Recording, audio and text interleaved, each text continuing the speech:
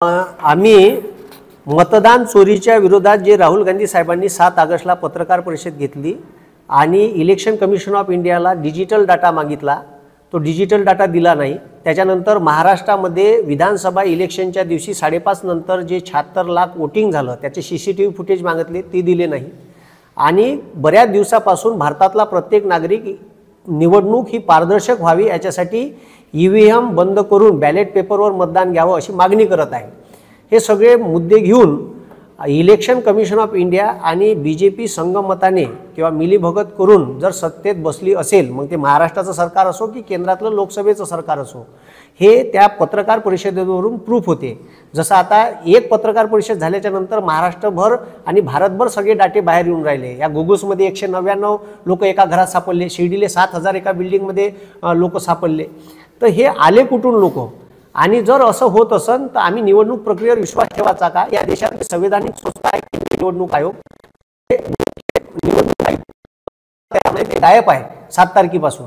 आणि अनुराग ठाकूर जे आहे बीजेपीचे पदाधिकारी आणि मंत्री यांनी पत्रकार परिषद घेतली, 6 विधानसभा लोकसभा क्षेत्राचा डाटा त्यांनी ॲनालिसिस करून 6 दिवसात सांगितला। मग इलेक्शन कमिशन ऑफ इंडिया सरळ त्यांना डिजिटल डाटा देत आहे का? मग आम्हाला काऊन हार्ड कॉपीचा डाटा देऊन राहिले? हे आमचे महत्त्वाचे मुद्दे आहे।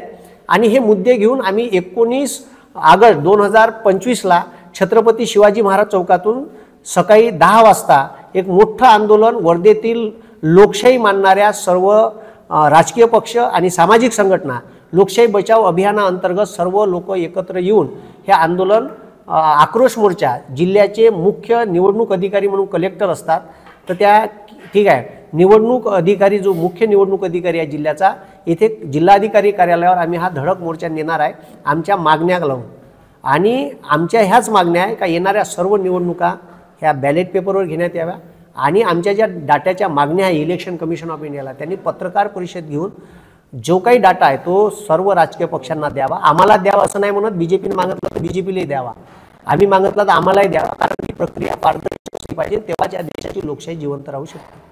या मोर्चामध्ये जवळपास 8 ते 10 हजार लोक स्वइच्छेनं सहभागी होणार आहे। हे आम्ही सगळे बॅनर रिलीज केल्यानंतर सगळ्या लोकांचे फोन यायला लागले आणि लोकांच्या भावना आहे, मी तर म्हणतो लोकांनी चर्चा करण्यापेक्षा, लोकांनी आंदोलन दुरून पाहण्यापेक्षा आणि इतरत्र पाणठेलेन इतर ठिकाणी राहून दुसऱ्या ताशेरे ओढण्यापेक्षा सगळ्या लोकांनी आंदोलनात सहभागी व्हावं।